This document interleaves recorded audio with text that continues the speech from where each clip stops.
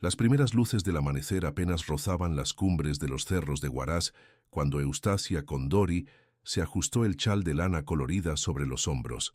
A sus 73 años, su espalda ya no era tan recta como antaño, pero sus manos, curtidas por décadas de trabajo, aún conservaban la precisión necesaria para identificar y recolectar las hierbas medicinales que crecían en las alturas. La niebla de la mañana se aferraba a los barrancos como un manto plateado, y el frío penetrante de los Andes calaba hasta los huesos.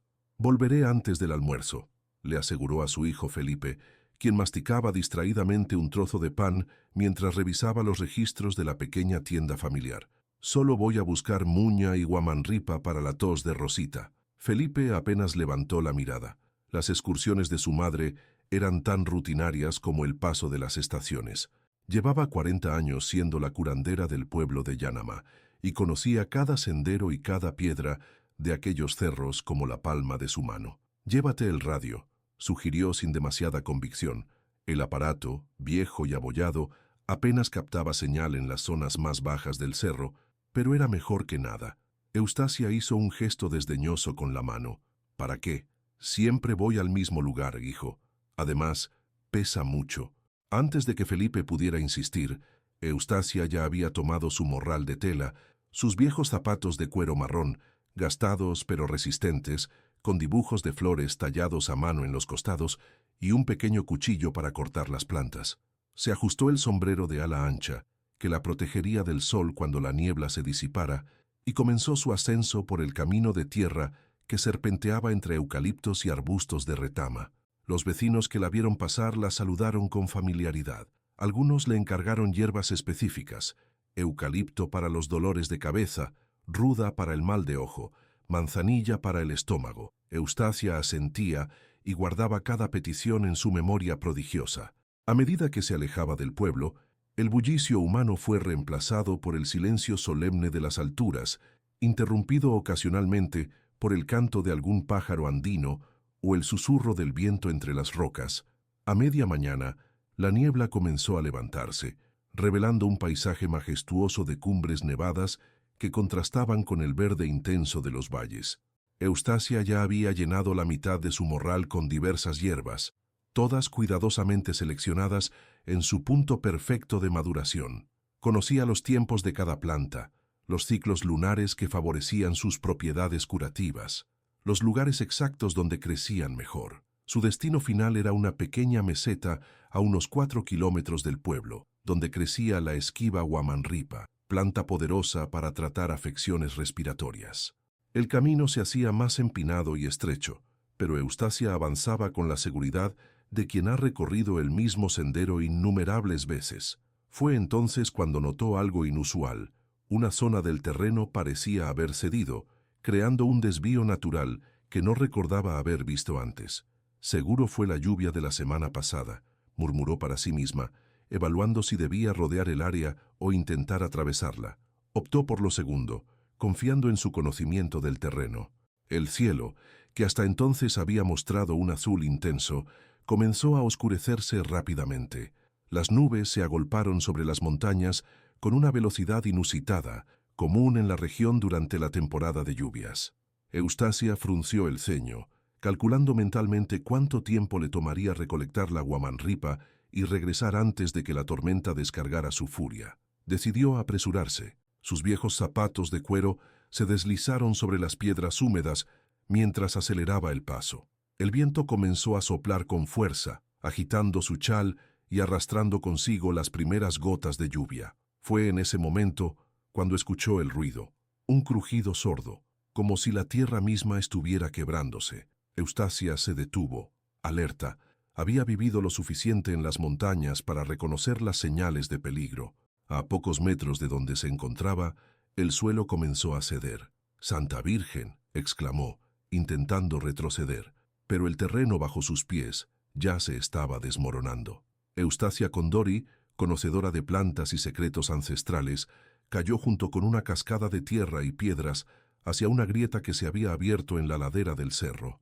Su grito se perdió en el estruendo del derrumbe y fue tragado por la inmensidad de las montañas. El aguacero que siguió borró cualquier rastro de su paso, mientras su morral y uno de sus zapatos quedaron semienterrados entre el lodo y las piedras, a metros del abismo que se había abierto inesperadamente. En Yanama, Felipe miró hacia la ventana cuando la lluvia comenzó a golpear con fuerza sobre el techo de calamina. Un presentimiento incómodo se instaló en su pecho mientras observaba las nubes negras que habían devorado las cumbres donde su madre solía recolectar hierbas. Ya debería haber vuelto, pensó mirando el reloj que marcaba las 2 de la tarde. Afuera, la tormenta arreciaba, convirtiendo los caminos en ríos de lodo y haciendo imposible cualquier salida inmediata. Nadie en Yanama podía imaginar que aquella mañana había sido la última vez que verían a Eustacia con Dori y que pasarían décadas antes de que la montaña comenzara a revelar sus secretos. El aguacero duró 3 días enteros, 3 días durante los cuales el pueblo de Yanama quedó prácticamente aislado del resto del mundo, con caminos convertidos en lodazales intransitables y el río Yanama crecido hasta niveles que los más ancianos no recordaban haber visto jamás.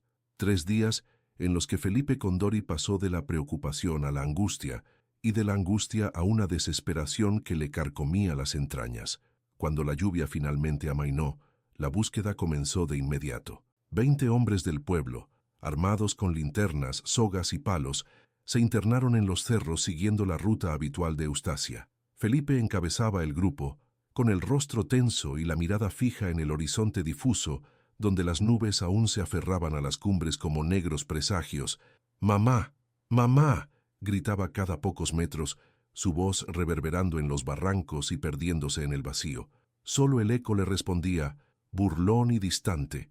Al llegar a la zona de recolección donde Eustacia solía buscar la huamanripa, el grupo se detuvo en seco. Un derrumbe masivo había transformado completamente el paisaje. Donde antes había un estrecho sendero flanqueado por arbustos y rocas, ahora se abría una herida en la montaña, una grieta profunda de unos 20 metros de ancho, con paredes de tierra oscura y húmeda. «Dios mío», murmuró Joaquín Guamán, compadre de Felipe y uno de los más experimentados conocedores de la zona. «Esto no es un derrumbe normal, es como si la montaña se hubiera tragado medio cerro». Los hombres se dispersaron, buscando cualquier señal, huellas, restos de ropa, el morral de Eustacia, algo que indicara su presencia o la dirección que podría haber tomado para evitar el desastre. Fue Tomás Quispe, un joven pastor de apenas 17 años, quien encontró la primera pista. «Don Felipe, venga, venga rápido», gritó desde el borde del derrumbe. En sus manos sostenía un zapato de cuero marrón, gastado y manchado de barro, pero claramente reconocible por los dibujos de flores tallados a mano en el costado. Felipe tomó el zapato entre sus manos temblorosas. No había duda, era uno de los viejos zapatos que su madre había usado esa mañana. Lo apretó contra su pecho, mientras las lágrimas comenzaban a nublarle la vista. «Estaba aquí», dijo con voz quebrada, señalando el borde del abismo. «Estaba aquí cuando la tierra se abrió». La búsqueda se intensificó. Durante las siguientes semanas, vecinos de comunidades cercanas se unieron al esfuerzo. Llegaron incluso algunos rescatistas de Huaraz, la capital provincial, equipados con técnicas más modernas y perros entrenados. Descendieron por el derrumbe con cuerdas, exploraron cuevas naturales formadas por el desplazamiento de rocas, rastrearon kilómetros a la redonda. Encontraron el morral de Eustacia, medio enterrado entre piedras y con algunas hierbas aún reconocibles en su interior.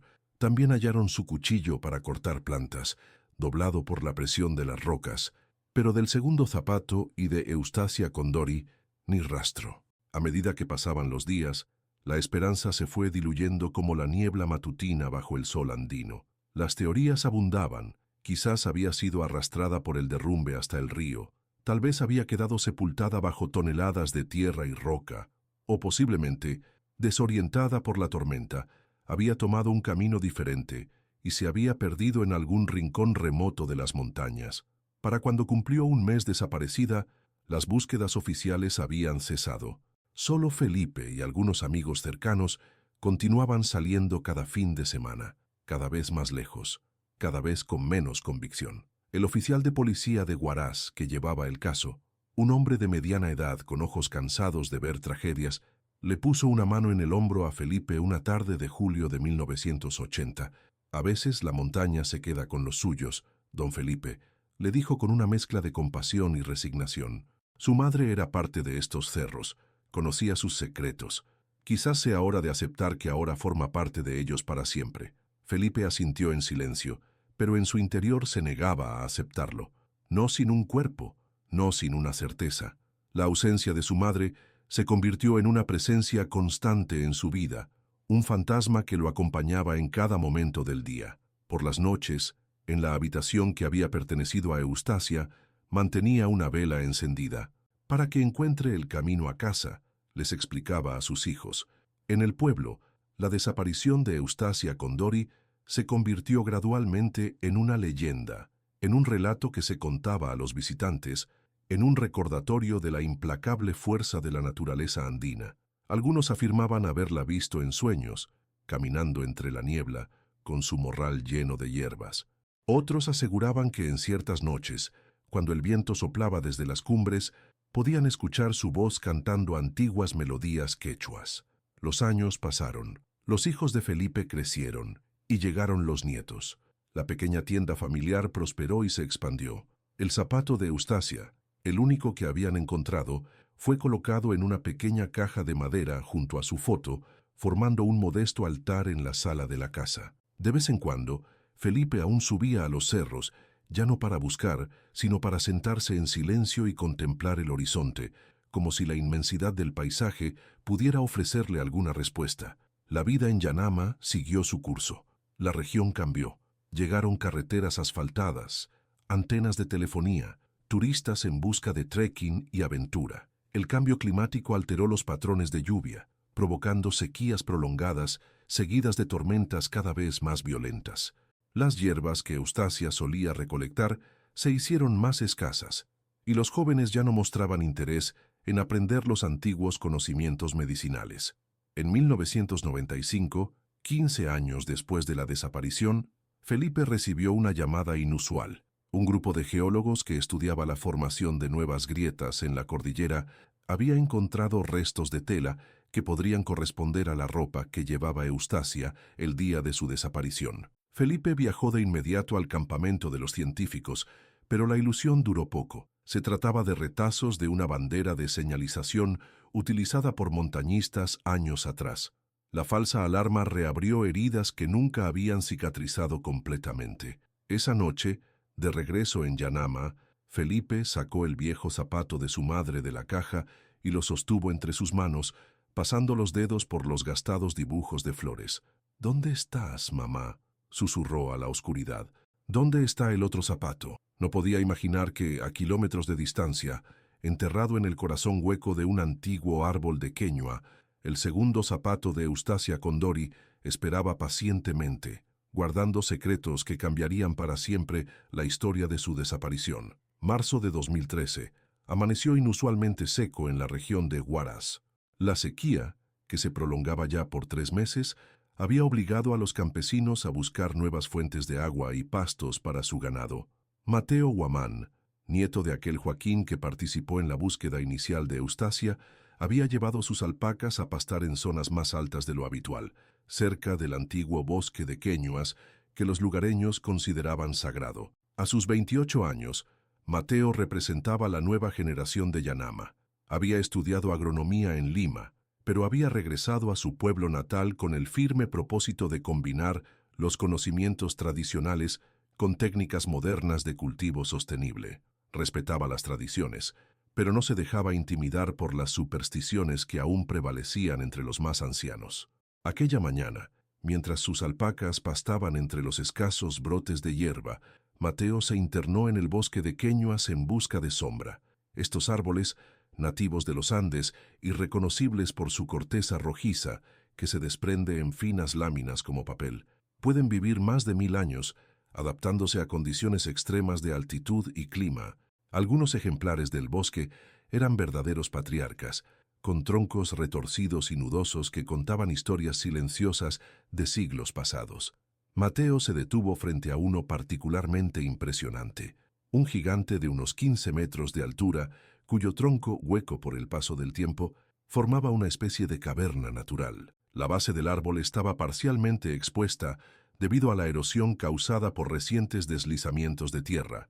consecuencia de las lluvias torrenciales del año anterior, seguidas por la actual sequía. Por pura curiosidad, o quizás guiado por algún instinto inexplicable, Mateo se agachó para examinar el interior del tronco hueco. La oscuridad dentro del árbol contrastaba con la luz brillante del exterior, y le tomó unos segundos a sus ojos adaptarse. Usando la linterna de su teléfono móvil, iluminó el interior. Al principio no vio nada extraordinario. Tierra, algunos insectos, raíces retorcidas. Estaba a punto de incorporarse cuando un reflejo captó su atención. Algo en el fondo, parcialmente cubierto por décadas de hojarasca y tierra, brillaba tenuemente bajo el haz de luz. Intrigado, Mateo extendió su brazo dentro del hueco y comenzó a excavar con los dedos. La tierra estaba sorprendentemente compacta, como si hubiera permanecido intacta durante años. Después de varios minutos de esfuerzo, sus dedos tocaron algo sólido y definitivamente no natural: cuero. Con renovado interés, continuó excavando, hasta que pudo asir el objeto y extraerlo de su tumba arbórea. Al sacarlo a la luz del día, Mateo se quedó paralizado. Sostenía en sus manos un viejo zapato de cuero marrón, desgastado por el tiempo, pero increíblemente preservado gracias al ambiente seco del interior del árbol. Lo más sorprendente eran los dibujos tallados a mano en los costados, delicadas flores que alguien había grabado con paciencia y habilidad muchos años atrás. «No puede ser», murmuró, reconociendo inmediatamente la significancia de su hallazgo. Aunque Mateo había nacido más de 10 años después de la desaparición de Eustacia Condori, la historia de la curandera perdida en las montañas era parte del folclore local. Como todos los niños de Yanama, había crecido escuchando relatos sobre la anciana que conocía los secretos de todas las plantas medicinales y que un día fue reclamada por los cerros. Y recordaba vívidamente las numerosas ocasiones en que había visto a Felipe Condori, ahora un anciano de más de 70 años, sostener el zapato solitario de su madre durante las ceremonias anuales que realizaba en su memoria. Mateo limpió cuidadosamente el zapato, revelando más detalles: el interior gastado con la forma del pie de su dueña, las marcas de innumerables caminatas por senderos rocosos y algo que le hizo contener la respiración: unas iniciales grabadas en la parte interior del talón. Ella C. Eustacia Condori. No había duda. Este era el segundo zapato, el que nunca se encontró durante las búsquedas. Pero, ¿cómo había llegado hasta allí? El bosque de Queñuas estaba a más de 7 kilómetros del lugar del derrumbe, donde Eustacia había desaparecido. Y más desconcertante aún, ¿cómo había terminado dentro del tronco hueco de un árbol? Con el corazón latiendo aceleradamente, Mateo guardó el zapato en su mochila y comenzó a examinar más detenidamente el área alrededor del árbol. La sequía reciente había expuesto partes del terreno normalmente cubiertas por vegetación, revelando la topografía subyacente. Fue entonces cuando notó algo extraño en la disposición del suelo: una especie de canal natural, ahora seco, que descendía desde las alturas y pasaba junto al árbol de queñua. Una teoría comenzó a formarse en su mente, pero antes de sacar conclusiones, necesitaba consultar con alguien que conociera mejor la historia. Reunió a sus alpacas y descendió rápidamente hacia el pueblo, con el precioso hallazgo cuidadosamente guardado en su mochila. En Yanama, la casa de los Condori seguía siendo un punto de referencia. Felipe, ahora viudo y con el cabello completamente blanco, pasaba sus días cuidando un pequeño jardín de plantas medicinales, un homenaje a las enseñanzas de su madre, y atendiendo ocasionalmente la tienda familiar que ahora dirigían sus hijos. Cuando Mateo llegó, Felipe estaba sentado en un banco de madera frente a la casa, disfrutando del sol de la tarde, mientras trenzaba hojas de palma para la próxima festividad religiosa. Sus manos, nudosas y marcadas por décadas de trabajo, se movían con la precisión que solo otorga la experiencia. Don Felipe saludó a Mateo con respeto. «Necesito mostrarle algo importante». El anciano levantó la mirada, reconociendo al nieto de su viejo amigo Joaquín. «Siéntate, muchacho», respondió señalando un espacio a su lado. «¿Qué te trae por aquí con tanta urgencia?» Mateo se sentó y, sin mediar más palabras, extrajo cuidadosamente el zapato de su mochila y lo colocó entre las manos del anciano. El tiempo pareció detenerse. Felipe observó el objeto con una expresión indescifrable, sus dedos recorriendo los contornos gastados, las flores talladas, las iniciales en el interior. Una lágrima solitaria recorrió su mejilla arrugada y cayó sobre el cuero reseco. ¿Dónde? Fue todo lo que pudo articular. Mateo le explicó las circunstancias del hallazgo, el árbol hueco, la tierra compacta, el canal natural que había notado. «Necesito que me acompañe mañana», añadió. «Creo que este descubrimiento podría ayudarnos a entender qué le sucedió realmente a su madre». Felipe asintió en silencio, apretando el zapato contra su pecho como si fuera el más precioso de los tesoros. Esa noche, por primera vez en más de 3 décadas, colocó los 2 zapatos juntos en el pequeño altar familiar. La imagen resultaba extrañamente conmovedora. 2 objetos desgastados que habían recorrido caminos separados durante tanto tiempo, finalmente reunidos. «Mañana, mamá», susurró Felipe ante las velas encendidas. «Mañana quizás por fin sabremos la verdad». La noticia del hallazgo se extendió rápidamente por el pueblo. Para la mañana siguiente, cuando Felipe y Mateo se preparaban para subir al bosque de Queñuas, ya les esperaba un pequeño grupo: el alcalde de Yanama, algunos ancianos que habían participado en la búsqueda original y varios jóvenes interesados en la legendaria historia. Entre ellos se encontraba Lucía Condori, nieta de Felipe y bióloga recién graduada, quien había regresado temporalmente al pueblo para realizar estudios sobre la flora autóctona. Su presencia resultaría crucial para lo que estaba a punto de descubrirse. Mientras el grupo ascendía por los senderos hacia el bosque de Queñuas, nadie podía imaginar que el segundo zapato de Eustacia era solo el primero de varios objetos que la montaña, después de más de 3 décadas de silencio, finalmente había decidido revelar. La expedición al bosque de Queñuas partió al amanecer. Felipe Condori, a pesar de sus 73 años, la misma edad que tenía su madre cuando desapareció, caminaba con paso firme, impulsado por una energía que parecía emanar del zapato redescubierto que llevaba en su bolsillo. A su lado, Mateo y Lucía avanzaban atentos a cada detalle del terreno, mientras el resto del grupo les seguía a corta distancia. El cambio climático había transformado significativamente el paisaje en las últimas décadas. Zonas que antes eran verdes pastizales, ahora mostraban signos de erosión y sequía. Los glaciares que coronaban las cumbres más altas se habían reducido dramáticamente, alterando el flujo de agua en toda la región. «Cuando yo era niño», comentó Felipe mientras ascendían, «esta ladera estaba cubierta de flora. Mi madre conocía cada planta, su nombre, sus propiedades. Ahora muchas han desaparecido». Lucía, con el cuaderno de anotaciones siempre a mano, registraba cada observación de su abuelo. Como bióloga especializada en ecosistemas andinos, entendía mejor que nadie cómo los cambios en el paisaje podían proporcionar pistas sobre eventos pasados. Tras 3 horas de caminata, llegaron finalmente al bosque de Queñuas. El árbol hueco donde Mateo había encontrado el zapato se alzaba majestuoso, sus ramas retorcidas extendidas como brazos hacia el cielo despejado. «Aquí fue», señaló Mateo, guiando al grupo hacia el tronco hueco. El zapato estaba enterrado aproximadamente a esta profundidad. Felipe se arrodilló junto al árbol, sus manos arrugadas acariciando la corteza rojiza como si intentara comunicarse con él. Lucía, mientras tanto, comenzó a examinar sistemáticamente los alrededores, tomando muestras de suelo y fotografiando la disposición del terreno. «Abuelo», llamó después de varios minutos.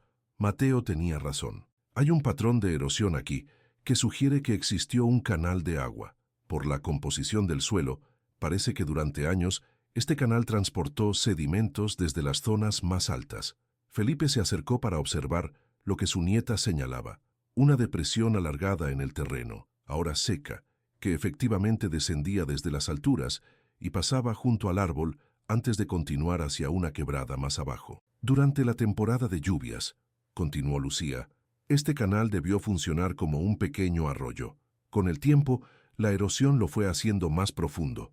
Mateo asintió, conectando los puntos. «¿Estás sugiriendo que el zapato pudo haber sido arrastrado por el agua hasta aquí?» «Es una posibilidad», respondió Lucía, «pero necesitaríamos entender qué sucedió en el lugar original del derrumbe». Felipe, que había escuchado en silencio, intervino entonces. «El derrumbe ocurrió a unos 7 kilómetros de aquí en dirección nordeste. Era una zona propensa a deslizamientos, especialmente durante las lluvias fuertes. La expresión de Lucía se iluminó con una idea. Desplegando un mapa topográfico moderno que había traído consigo, comenzó a trazar líneas con un lápiz, calculando rutas y pendientes. «Abuelo, ¿recuerdas exactamente dónde encontraron el primer zapato y el morral?» Felipe cerró los ojos, evocando aquel día terrible de 1980.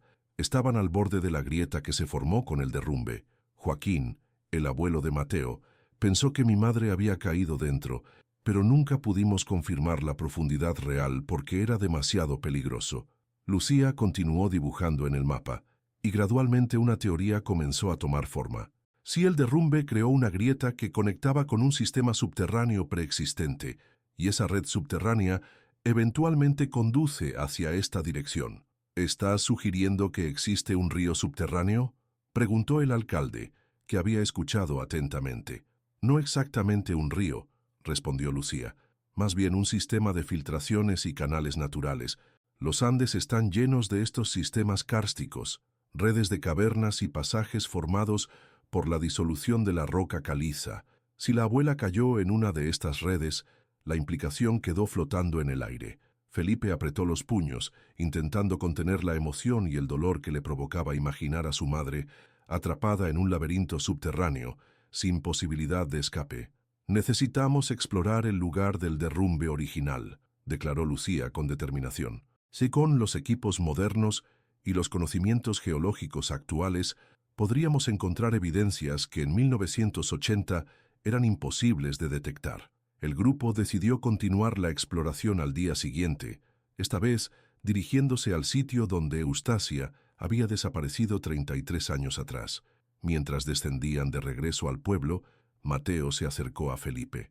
«Don Felipe», dijo en voz baja, «hay algo que no mencioné antes porque quería confirmarlo primero. Cuando encontré el zapato, también había algo más dentro. Estaba tan centrado en el zapato que casi lo pasé por alto». Metió la mano en su bolsillo y extrajo un pequeño objeto envuelto en un pañuelo. Al desenvolverlo, reveló un antiguo relicario de plata, ennegrecido por el tiempo pero aún reconocible. Felipe lo tomó con manos temblorosas. Conocía perfectamente aquel objeto. Era el relicario que su padre le había regalado a Eustacia el día de su boda, y que ella siempre llevaba colgado al cuello con una fina cadena. Con cuidado, Felipe abrió el relicario. En su interior, protegida por el metal, había una pequeña fotografía en blanco y negro. Él mismo a los 7 años, sonriendo con 2 dientes frontales faltantes. La imagen estaba intacta, preservada del tiempo y los elementos dentro de su cápsula de plata. «Lo llevaba siempre», murmuró con la voz quebrada por la emoción. «Decía que así me tenía cerca cuando estaba en las montañas». Esta nueva evidencia reforzaba la teoría que comenzaba a formarse. Eustacia había caído durante el derrumbe, pero su cuerpo, o al menos algunos de sus efectos personales, habían sido transportados por un sistema subterráneo hasta emerger cerca del bosque de Queñuas. El relicario, más pesado que el zapato, había permanecido en el mismo lugar, mientras que el calzado posiblemente había sido movido y enterrado gradualmente por animales o por la acción del viento y la lluvia. Esa noche, en Yanama, nadie durmió tranquilo. La posibilidad de finalmente descubrir la verdad sobre el destino de Eustacia Condori, después de más de 3 décadas, mantenía al pueblo en vela. Para Felipe, la mezcla de esperanza y temor era casi insoportable. Estaba preparado para conocer la verdad. ¿Qué encontrarían en el sitio del derrumbe? La respuesta llegaría más pronto de lo que imaginaba. La mañana siguiente amaneció nublada, con esa luz difusa que hace que los contornos de las montañas parezcan desdibujados como en un sueño. El grupo que se dirigía al sitio del derrumbe original era ahora considerablemente más grande. Además de Felipe, Lucía y Mateo, se habían sumado 2 geólogos de la Universidad de Huaraz que habían llegado apresuradamente tras escuchar sobre el hallazgo, un equipo de rescatistas con equipo especializado, y varios vecinos de Yanama que sentían que formaban parte de una historia mayor que ellos mismos. El camino hacia el lugar del derrumbe era ahora muy diferente al de 1980. Una parte había sido asfaltada para facilitar el acceso a zonas turísticas, y donde antes había senderos estrechos, ahora existían caminos más amplios utilizados por las comunidades locales para transportar sus productos. A medida que ascendían, Felipe iba narrando cómo había sido la búsqueda original, señalando puntos de referencia que permanecían en su memoria con dolorosa precisión. Su relato creaba un puente entre el pasado y el presente, entre aquellos días desesperados de 1980 y esta búsqueda renovada de 2013.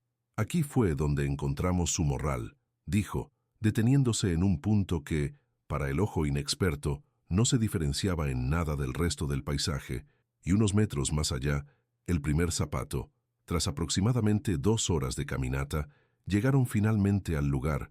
A primera vista, era difícil imaginar que allí hubiera ocurrido un derrumbe masivo 33 años atrás. La naturaleza había reclamado el territorio. Arbustos y hierba cubrían lo que alguna vez fue una herida abierta en la tierra. Sin embargo, para los ojos entrenados de los geólogos, la historia del terreno era legible como un libro abierto. La estructura geológica aquí es fascinante, comentó Ladrá. Carmen Valdivia, una de las geólogas, mientras examinaba la zona. Esta región tiene una formación kárstica significativa, rocas calcáreas que son disueltas gradualmente por el agua, creando cavernas y conductos subterráneos.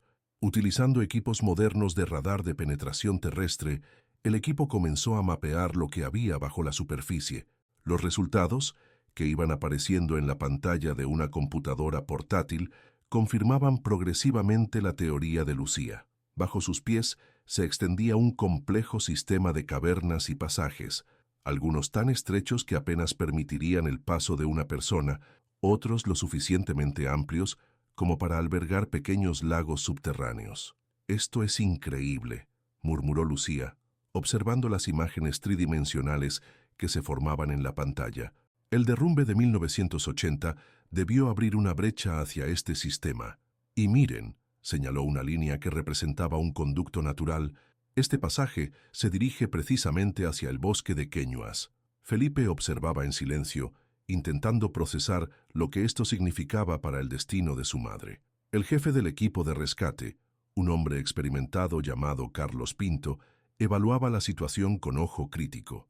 «Existe una entrada natural al sistema aproximadamente a 500 metros de aquí», dijo, señalando en dirección este. «Es conocida por los espeleólogos locales como la boca del sapo. Si queremos investigar este sistema desde dentro, ese sería nuestro punto de acceso». La decisión fue unánime. Explorarían la caverna. Mientras se preparaban con cascos, linternas y equipo de seguridad, Felipe insistió en acompañarles. «Don Felipe», intentó disuadirlo Carlos, «es una exploración potencialmente peligrosa. El terreno es inestable, y a su edad, he esperado 33 años», interrumpió Felipe con firmeza. «Si mi madre está ahí abajo, voy a encontrarla». Algo en su voz, una determinación inquebrantable, hizo que nadie se atreviera a contradecirlo nuevamente. La entrada a la caverna era tal como la había descrito Carlos. Una abertura irregular en la roca que, vista desde cierto ángulo, recordaba vagamente la boca abierta de un sapo. El aire que emanaba del interior era fresco y húmedo, cargado con el olor inconfundible de la tierra mojada y minerales antiguos. Carlos entró primero, seguido por los geólogos, Lucía, Mateo y finalmente Felipe, cada uno equipado con iluminación y comunicadores. El descenso inicial era relativamente sencillo, con una pendiente suave que se adentraba en la montaña. Las paredes de la cueva estaban cubiertas de formaciones calcáreas, estalactitas que colgaban del techo como dedos de piedra, y estalagmitas que se elevaban desde el suelo en un esfuerzo milenario por tocarlas.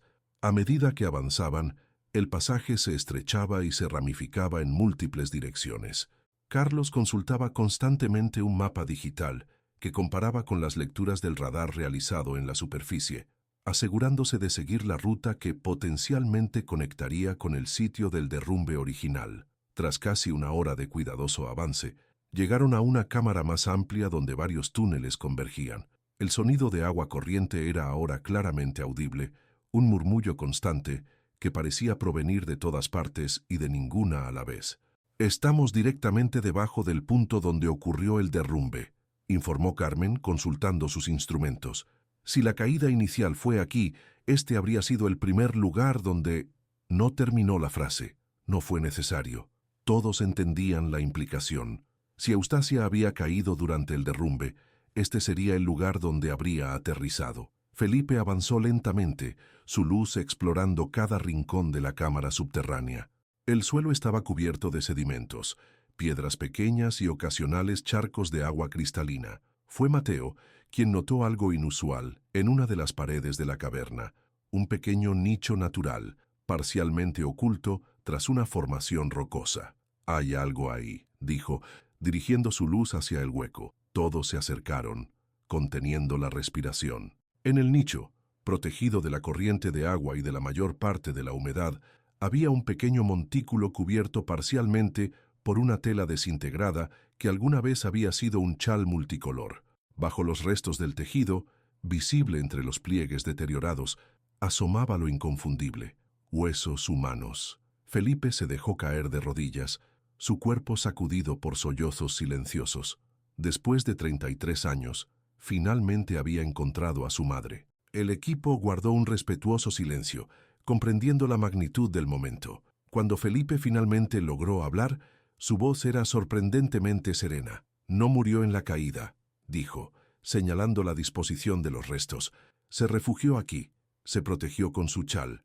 Ladras Valdivia se acercó para examinar más detenidamente el lugar, con el cuidado y respeto que la situación exigía. «Tiene razón, don Felipe.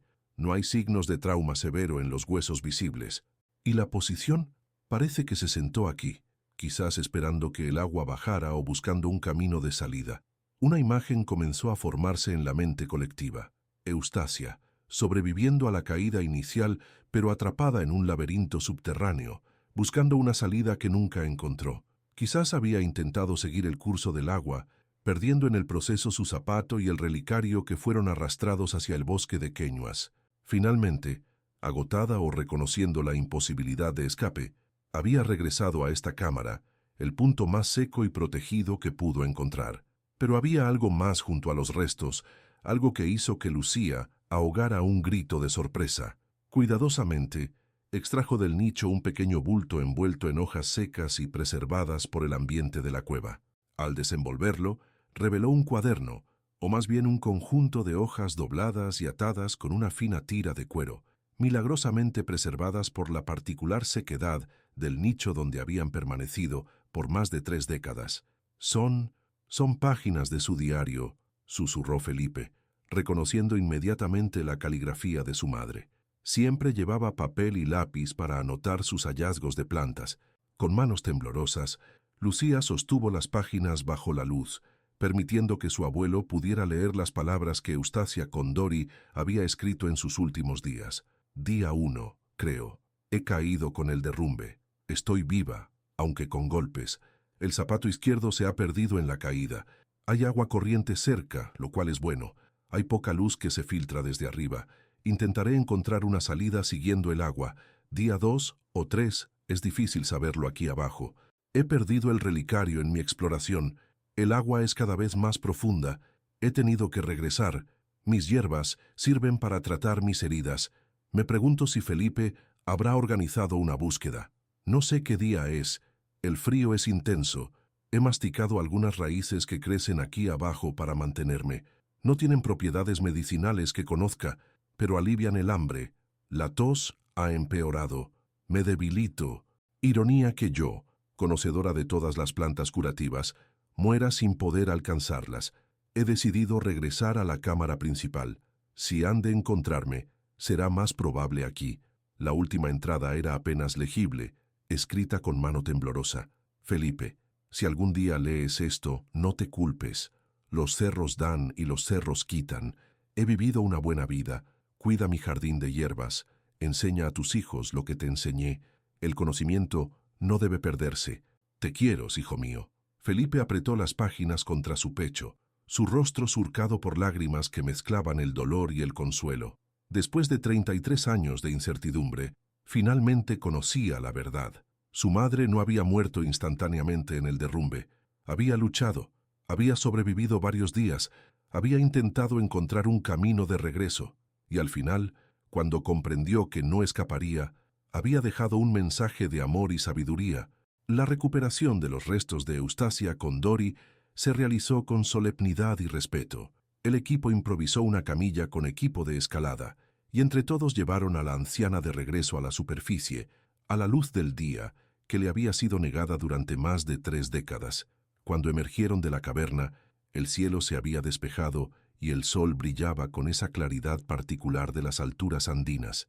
Un grupo considerable de personas de Yanama y comunidades cercanas se había congregado, corriendo la voz del descubrimiento. Al ver la camilla con los restos, muchos se arrodillaron en señal de respeto. En los días siguientes, Yanama vivió un momento de catarsis colectiva. El funeral de Eustacia, postergado por 33 años, se convirtió en una celebración de su vida y su legado. Las páginas de su diario, cuidadosamente preservadas y enmarcadas, fueron colocadas en el pequeño museo local junto con sus zapatos, el relicario y una muestra de las plantas medicinales que ella había utilizado y enseñado a recolectar. Felipe, aunque profundamente conmovido por el descubrimiento, encontró una paz que le había sido esquiva durante décadas. La certeza había reemplazado a la duda, el conocimiento al temor. Su madre no había simplemente desaparecido, había luchado, había persistido y finalmente se había despedido con dignidad y amor. Un mes después del descubrimiento, Lucía presentó los resultados de su investigación en un congreso científico en Lima. Su estudio sobre cómo el cambio climático había alterado los sistemas hidrológicos subterráneos de la región, lo que eventualmente condujo al hallazgo del zapato en el árbol hueco, recibió reconocimiento internacional. Pero más importante aún, su trabajo contribuyó a un renovado interés en el conocimiento tradicional que Eustacia había representado. En colaboración con Felipe, Lucía estableció un programa de preservación del conocimiento herbolario andino, documentando sistemáticamente las plantas medicinales, sus usos y las técnicas de recolección que Eustacia había practicado. Este conocimiento, que había estado en riesgo de perderse, encontró nuevos custodios en jóvenes como Mateo, que comenzaron a integrar la sabiduría ancestral con prácticas agrícolas modernas y sostenibles. El árbol de queñua que había guardado el zapato de Eustacia durante décadas fue declarado Patrimonio Natural y Cultural, un símbolo de la conexión entre el pasado y el presente, entre la naturaleza y la humanidad. Cada año, en el aniversario del descubrimiento, los habitantes de Yanama realizaban una ceremonia junto al árbol, recordando no solo a Eustacia, sino la importancia de preservar tanto el conocimiento tradicional como el entorno natural que lo sustenta. Y en la casa de los Condori, donde todo había comenzado aquella mañana de 1980, Felipe mantenía una pequeña luz encendida junto a la fotografía de su madre. Ya no para guiarla de regreso a casa, sino para recordar que algunas búsquedas, aunque dolorosas y prolongadas, eventualmente conducen a respuestas y que algunas historias, aunque interrumpidas, encuentran finalmente su conclusión. En las montañas sobre Yanama, donde el viento cuenta antiguas historias a quien sabe escuchar, la leyenda de Eustacia Condori se transformó. Ya no era el relato de una mujer tragada por los cerros sin dejar rastro, sino la historia de un conocimiento que perduró más allá de la muerte, de una búsqueda que nunca se abandonó, y de un mensaje de amor que atravesó el tiempo, preservado en la oscuridad hasta que el mundo estuvo listo para descubrirlo. El zapato encontrado en el árbol hueco había sido solo el principio. El verdadero legado de Eustacia, su conocimiento, su fortaleza, su conexión con la tierra, continuaría viviendo en cada planta medicinal recolectada con respeto, en cada historia contada junto al fuego y en cada niño que aprendiera a escuchar lo que las montañas tienen para enseñar.